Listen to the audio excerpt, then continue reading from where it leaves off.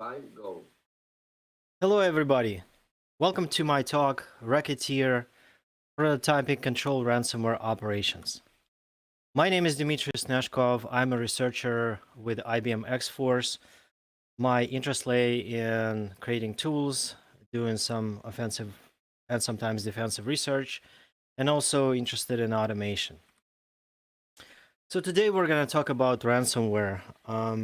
But before we jump into the technical discussion of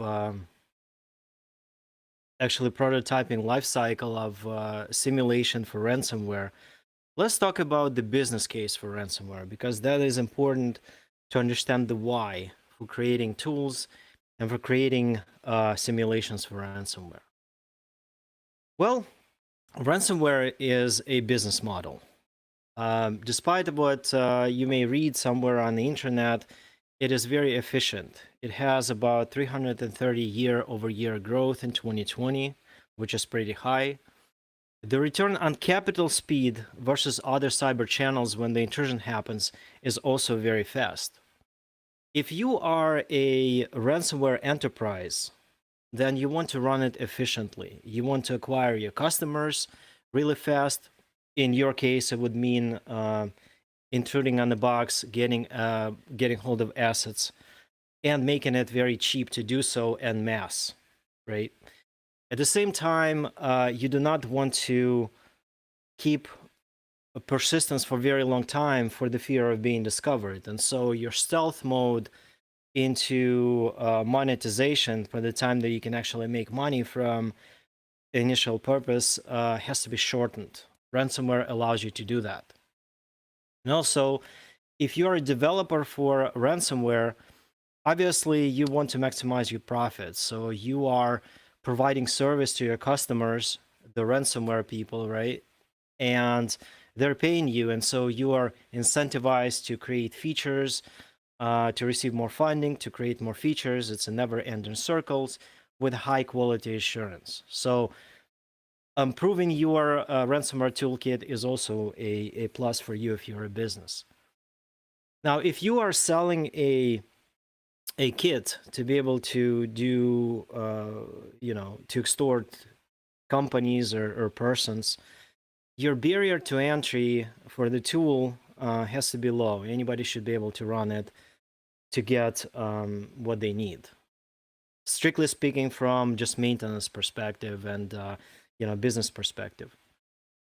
And then also monetization for your toolkit has to be fast, and for your customers to see a value in it, their monetization has to be fast. And so use of technical means to convert digital to analog, for example, from bits to money, has to sort of play a role. For example, with the use of cryptocurrency, it becomes a lot more frictionless to be able to monetize your toolkit or your intrusion really, really fast. And so with that comes issues when you have technical difficulties or you have operational security concerns. For example, attribution for you or your customers being on the network has to be lowered in order for you to persist for a while, right? And so technical means for ransomware, in addition to using cryptocurrency with ransomware, kind of solves that problem to a degree, right? So it's both technical and operational issue. So all these points kind of bring me to the conclusion, I don't know about you, but I myself think that ransomware is an efficient economic exit activity, where a creator of the tool or user of the tool is a business, and a successful one at that. And so if we look at the ransomware as a business, how do we disrupt it as a business? Can we iterate better? Can we create a better business model to counter it? And if so, what are the key ingredients to compete in this market, right? So the life cycle of ransomware has to be taken into account. And that is pretty self-explanatory, right? You are dropping on the box as a malware operator. You're trying to persist on the box, either directly playing towards ransom or maybe waiting a little bit. Then there's a breakdown in communication where you try to extort. Maybe you work out the detail with the customer. Maybe some negotiation online or offline happens. You receive the money, and maybe if you're a good professional ransomware person, you will destage your ransomware, basically delete it and decrypt the files that you've encrypted, or whatever the case may be, right? So pretty much you're being an honest criminal if you want. And so that is sort of the life cycle of ransomware in a nutshell. So how do companies prevent that, and how do red teams and purple teams can actually exercise and train themselves on this sort of mechanism, right? Because if you think about it, it's not only a technical issue. It involves operational facets. Potentially, it involves legal processes. Potentially, it involves operational security when you do not want to talk to the customer and unmask yourself, but at the same time, you want to get monetary rewards and decrypt the files. And so traditionally, preventative and detection controls work for you as a company who wants to thwart ransomware, just like you would for any other intrusion, right? You are taking care of the indicators of compromise. You try to figure out where where to hunt. Then you try to eradicate. And as a tester, you want to stay alive and do a sensible and successful post-exploitation, right? So as an organization, disaster recovery drills are important, because what if the attacker is there for, not only to encrypt, but basically leave, or the agent dies and the attacker doesn't have a way to get back into your environment to decrypt, even though you're willing to pay. And so incident response triage has to be up and up on understanding the threat and following this threat, not only as a technical means, but foreseeing and anticipating things that may happen if the breakdown of communication happens, or the time to eradicate things grow exponentially, or perhaps you as an organization may want to connect with law enforcement and negotiate some help there, right? So external negotiation is also a factor here. So while ransomware is a technical thing, it is also a procedural thing. It is also a policy thing. And so you can't really eradicate it, but the realistic victim goal is to speak in terms of maybe paraphrase the storage guys, is you need to increase mean time between failures, right? You need to know what to do in certain scenarios. You know what you're losing, how much it will cost you, and how you can recover, right?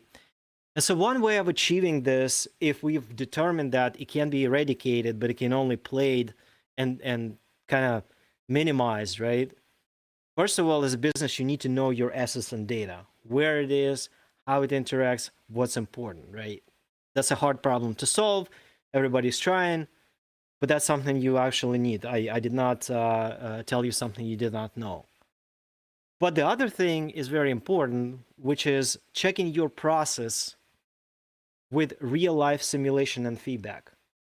Much like you do blue team exercises and some intrusion and lateral movement, the same thing happens with ransomware, right? You absolutely need to get simulation and the feedback.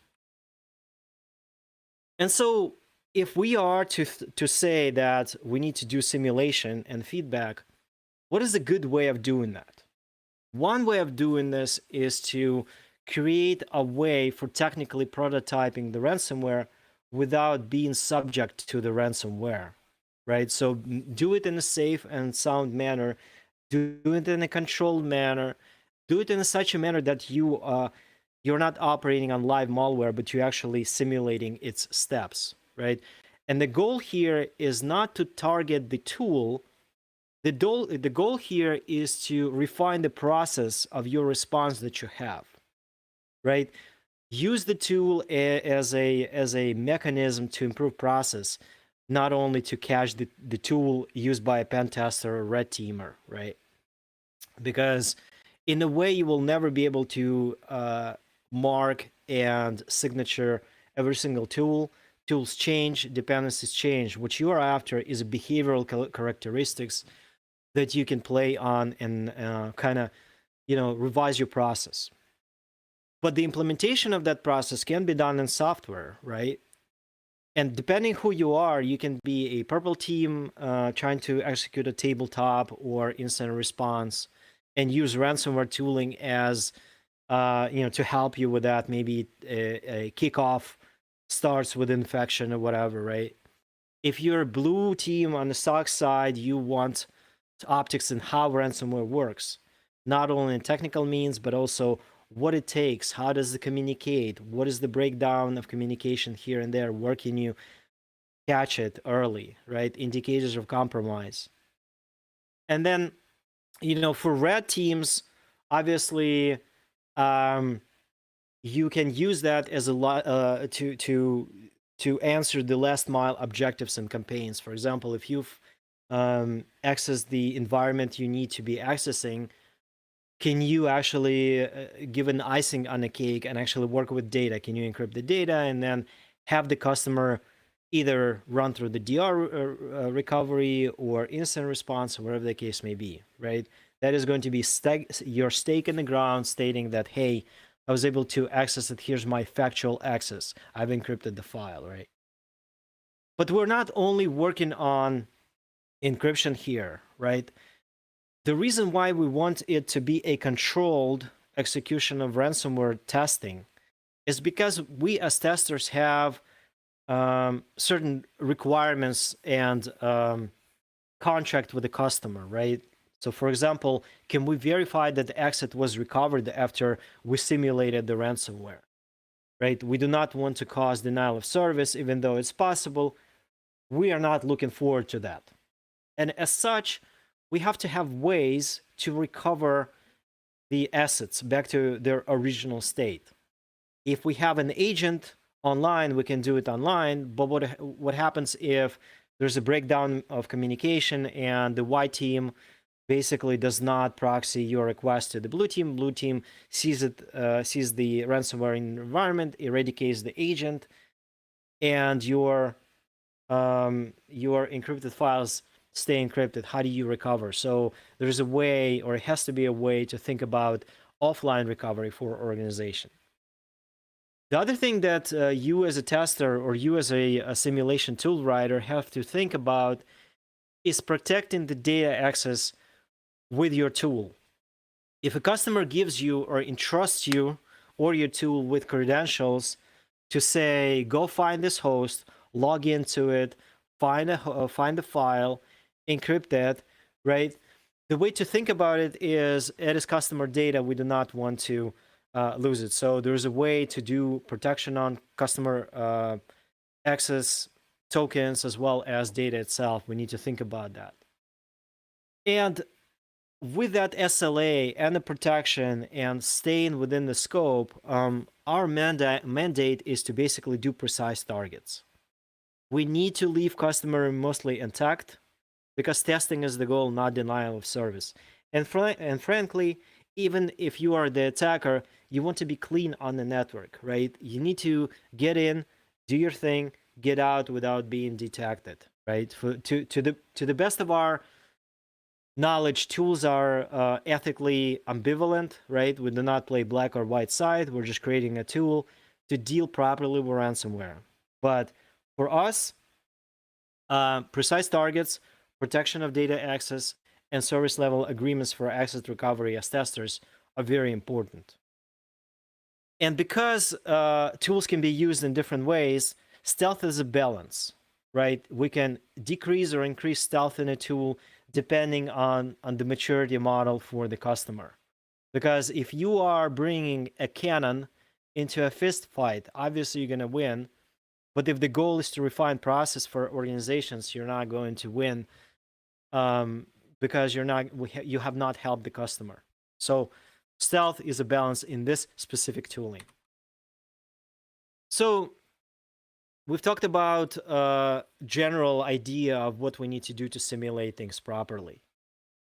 Tactically, there are features of the tool that need to be present in order for us to kind of think about different scenarios and prototype things. We need to be able to obviously correctly lock and unlock files, encryption and decryption. We need to do lifetime key management. What if we lose a key? How do we recover it? What's the deal there? We've talked about recovery of assets real time or potentially offline when the customer says, "I've lost your agent. Can you recover? Can you generate me a key generator, or can I send you a file for recovery?" You know, so we're emulating attacker, and the attacker basically says, "Okay, fine, I'll charge you $1,000 per 2 files," right? To simulate that model, as opposed to simulating everything or nothing, is very valuable. And also flexibility in communications, 2 targets on the internal network, as well as connectivity to the attacker itself. So if we agree that all these things should be in the toolkit, let's build it. So how do we build it? Well, first of all, let's solve for the presence of the agent. Let's say it's a Windows agent, right? We want to target Windows environment where I wouldn't say majority of data lives, but detectors have easier ways sometimes to target Windows environments because it's also an office network, right? And tier 1 workstations are also at risk, and organizations spend a ton of time and money and thinking about how they're going to protect workstations, right? Before server side gets popped, right? The attacker moves to the server side. But also Windows is important because there are shares to the business data, right? So no longer with ransomware, it is a second or third tier that the attacker needs to get to. A lot of the important data can be proxied and by mounting a share on a workstation, right? So that's important because we've talked about ransomware monetization model, and tier 1 is always cheaper than anything that needs to go to tier 2 and tier 3 because you need to spend more time, you need to create more noise, and as such you may get detected. So let's review Windows. When we talk about the scenarios where we're getting to files, it could be local files, but also we need the ability to remote on the internal network, right? Impersonating users, potentially if we're working in teams, the first team pop the box, dump the tokens, give you credentials, you the ransomware author plug credentials in, and maybe you can remote over to several different boxes and you can target files there, right? So that allows you to simulate different teams and how they execute in the wild. And overall, just tight control of execution. And so we are working not only on local machine, we have to have a way to go beyond that. Now, from the other thing in tactical features, we have to decide how do we communicate to that, our presence on the network. Well, technically, we can do air gap drop, where we basically drop a malware. It knows where it goes. It knows how to encrypt the files. It knows where to find them, and it basically, has an offline mechanism of, sitting and waiting for the customer to say, okay, well, how do I pay you? How do you recover me, right? But a lot of times, and most of the time, it is also a network-based communication between the external attacker running command and control, for example, and the agent on the inside. And so if you think about that, there's a notion of a commander that lives outside and pretty much somehow communicates to the agent. So with this, you have to be able to send commands, maybe load policies, some kind of profiles into the agent, and have agent go and essentially execute on your task, right? So offline asset recovery box or utility box, where you can have a third party recover keys for you.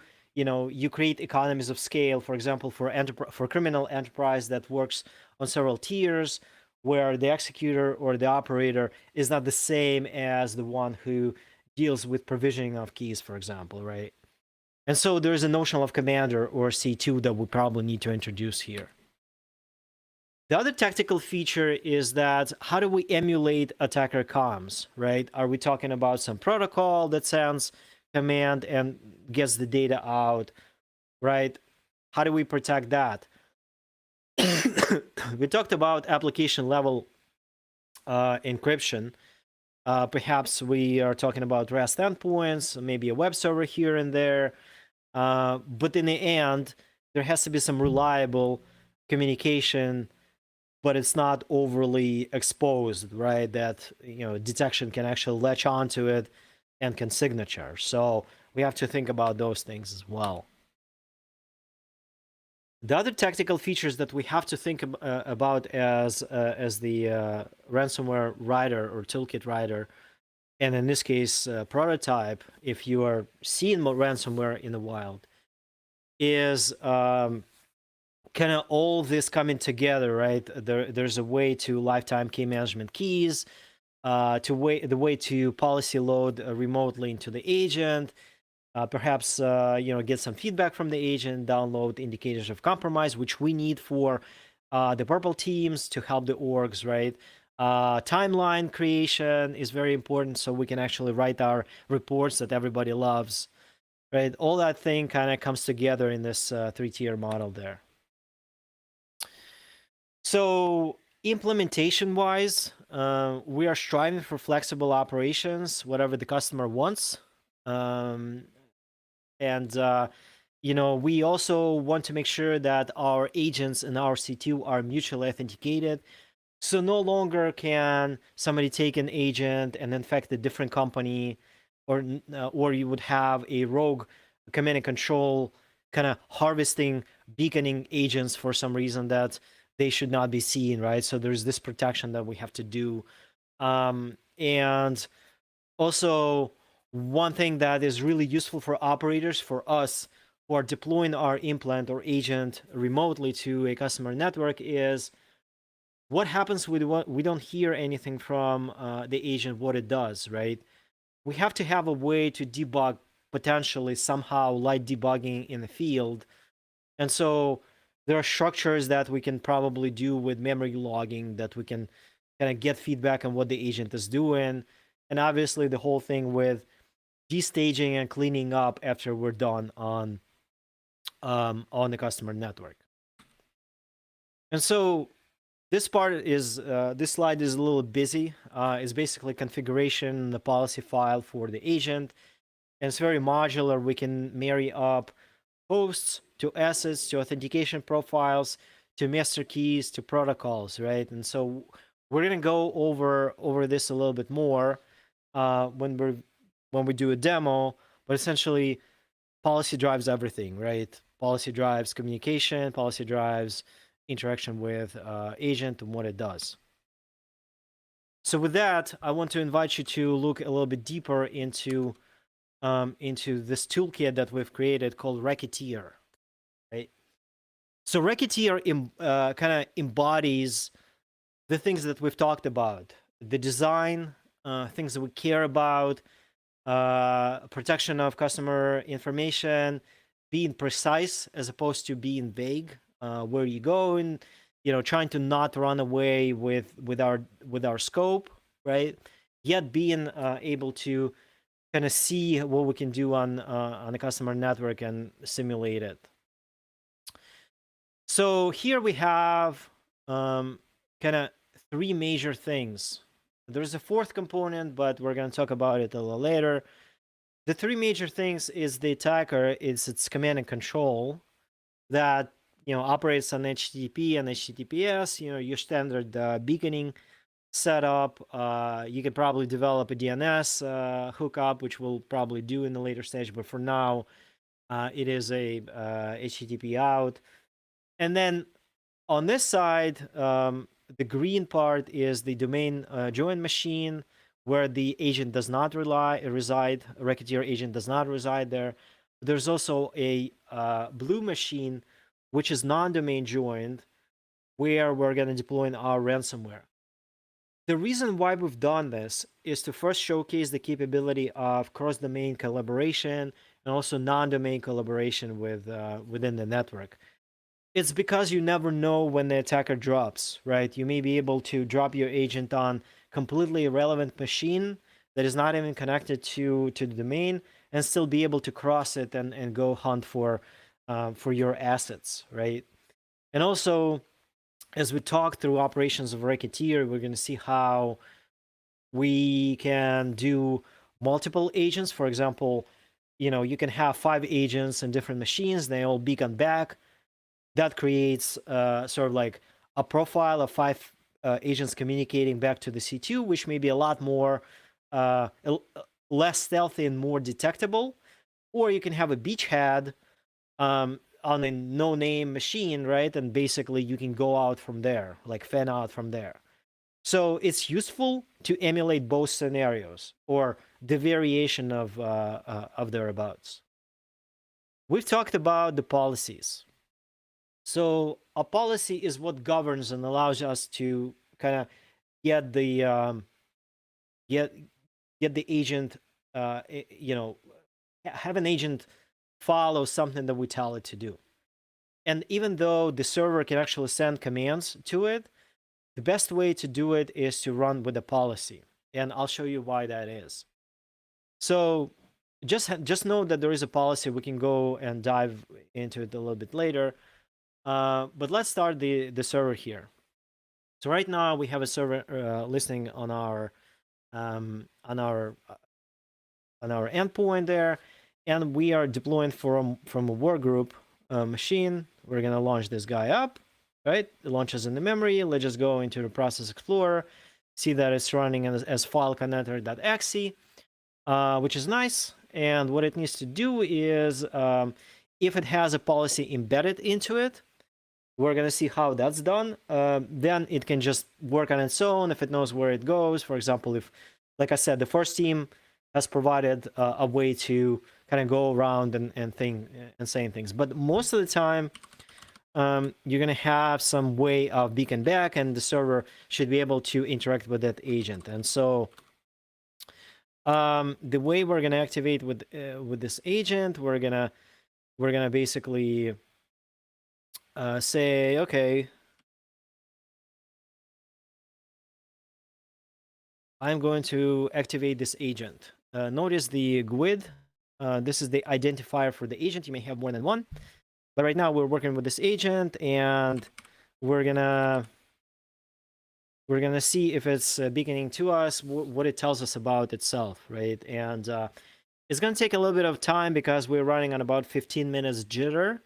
That's also done so that the machine is not constantly communicating, so it's playing a little bit towards the stealth if you want to dial it up or down. So for now, we can see that it's running on dev-pc, which is right here, dev-pc, and it's not an admin, and it's running as user dev, right? So right now our goal is to have a very important share that we have on a non-domain join machine, and we also have an important share here on a green machine, which is a top domain. And essentially, we want to be able to, let's say we are interested in locking source code, maybe, right? So we have some innocuous source code that developers put in, and we have some executables that we care about to lock, right? So they can pay us ransom. And maybe there's a documentation of some kind. Here it doesn't really matter what it is, but it's just a file, right? Ransomware will work on a file level. Doesn't really matter what it is. How do we do this? Well, through the policy. So let's do the policy. Let's do the execution first, and then we'll kind of go through the policy. So there's a notion of master key that unlocks kind of encryption and credentials and all that good stuff, the encryption payloads. So that's also a protection for a agent to know if C2 knows about it. Like if it's a rogue C2, will not know the password for the agent. So we need to be able to know that password. I want to send it to the agent that lives on the blue box. Once this happens, it's going to prime itself with a master key and says, hey, I have a good C2 that needs to be communicated to me. And while we're at it, we're looking at it, we're saying that we need some form of debugging, right? So maybe we want to see what the agent is doing. But also, we want to be stealthy, and all of it has to be in memory. So we're going to create a log buffer in memory. We're going to say debug,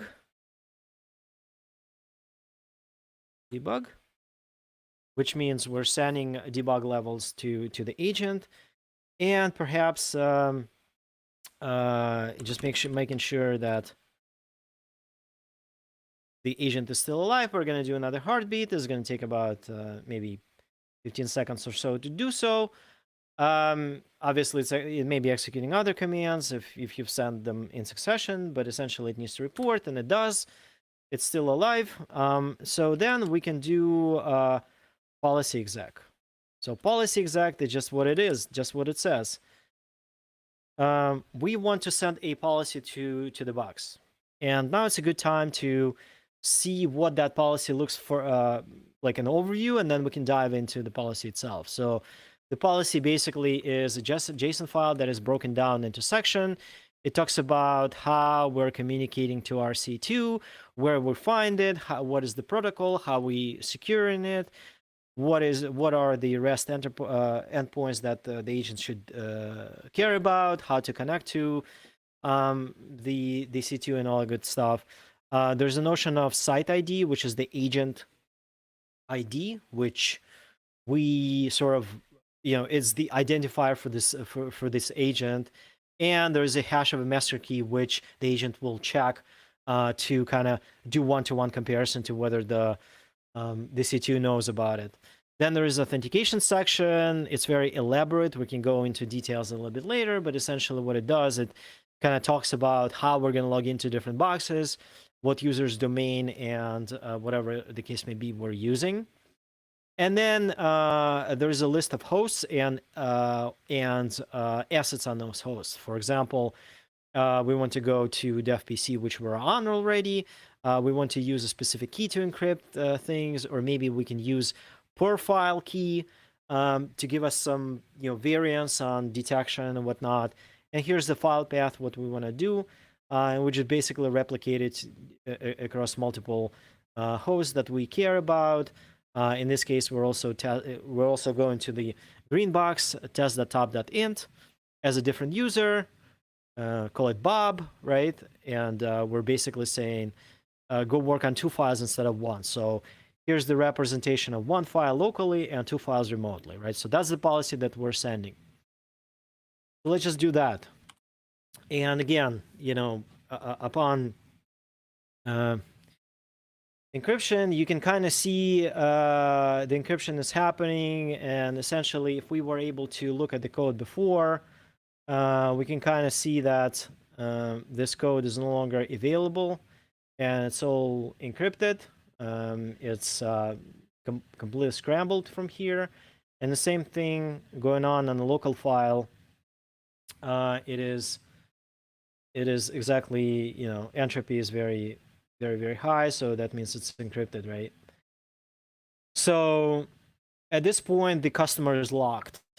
So from all intents and purposes, the customer is locked, and this is where our lifecycle goes into triage. Perhaps notification to the help desk if we want to, or if we want to initiate and kick off disaster recovery on the important share, maybe a restore, maybe a sync off of some things, maybe a restoration from some pristine copy, whatever the case may be, right? This is why we're doing this. We're not doing this to showcase the tool or encrypt the files. We're doing this so we can educate the orgs to minimize the time between failure and to know exactly what they're doing when that thing hits. So the reason why we are stressing lifetime key management is because of recovery back into original state. So we've talked about the policy that has found the server logged into it as Bob and stayed as dev PC here. But we want to revert the policy. So let's say we have 100 files and 25 different hosts that our customer asks us to simulate encryption on. To keep track of them is sort of challenging, right? So our policy basically, what we want to do instead of encryption, we can just flip a bit and say, I want to decrypt from now. I'm going to use exactly the same policy I've used before, but instead of encryption, I'm going to decrypt. The same thing again, site ID, master key, the same way to get to this box, the same user to authenticate as before, only in this case, I'm going to decrypt. So master key stays the same, everything stays the same, but before we do this, let's get a summary of our encryption actions. That is very useful for blue team collaboration, where they're asking you, when did you guys do it, right? What is the hash? What is the size? What is the path? How do we know when that happened? And that's very useful to get it from the agent as you ran it, right? So that's a help for IOCs for blue team. But the other thing that we want to do once we set the logs to debug, we want to get logs, right? And essentially, that tells us, what the agent was doing upon interaction, the timestamp, what payload it has received, what it has invoked, and if something doesn't work, we can kind of troubleshoot remotely to a degree. So again, but our polexec command policies. Now we want to decrypt, and watch what happens on the other side. Essentially, once the agent receives the policy, it starts executing on that policy within reasonable amount of time. Maybe it's 15 seconds. Maybe it's there's a jitter between what it gets and when it starts to execute that, right? And so it brings the environment back to where it was before. We can kind of see the code. We can run the executables again. So there's a notion that the ransom was paid, right? And the attacker basically reverted the communication. Now, we've talked about the agent running, right? And so a lot of times when the agent is not running, obviously, if we are in encryption capability, we can't decrypt because the agent cannot receive its tasks or actions, right? So we potentially have maybe a third box that basically deals with management of keys, shielding credentials, recovering keys offsite, and creating all things communication to, from the encryption capabilities. It talks about, it can do encryption of passwords for your assets, providing and creating site IDs, creating master keys for which the C2 agent will communicate with, right? And so all of that is sort of can be done with commands, that we have. We can generate a site ID, then we can do a master key, we can lock credentials to specific encryption, and we can actually recover the file. Recovery of the file is basically for when somebody gives you code, things that we've seen here, where the code is full screen, where the code is clear text, but if they give you, for example, encrypted file, you should be able to, already open, you should be able to decrypt it offline, right, on the utility box. So we can sort of do these things directly on the box. Here's an encryption key that it takes from the, from the command line, which you create prior to encryption, and then it can encrypt, and we can basically, look at the files again. But that's to our discussion how we can do offline versus online, right? So there's a utility box that allows you to do that. But that's not important. The important part is that we were able to bring the box back, or the encryption back. But that's not all, right? So one of the things that we care about is to kick off exercises, right? And so let's encrypt it again. Let's encrypt those things again. And once this is done, how do we notify the SOC that something is happening? Well, What if the company gives you a a regular user laptop that you're working with, right? Well, what we can do, we can unhide ourselves, right? Our presence on that box, stating that, hey, we're here. Maybe try to deal with it. Like, for example, it's like an workstation fully, right, and basically gives you this really nice indicator that something's going on. Obviously, this will trigger somebody to call help desk and start doing things. But the point here is that it's not the tool; it's the emulation of the life cycle, right? How do we break? How do we emulate break of ransomware? How do we do T-5 hours for for incident response to work? How do we kick off disaster recovery? How do we make our presence known, right? And so there are many ways of doing it, but maybe that's one of them, right? And maybe before the maybe the legal gets involved, whatever the case may be, but we have this capability to do that. And last but not least, let's actually go and bring things back. Policies, decrypt. Well, you get the idea. It'll work the same way as it did before.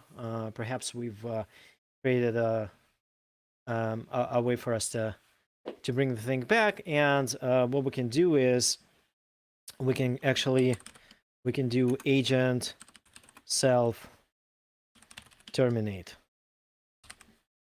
Right, and once let's kill that thing. I think it's easier to kind of see. Close our window.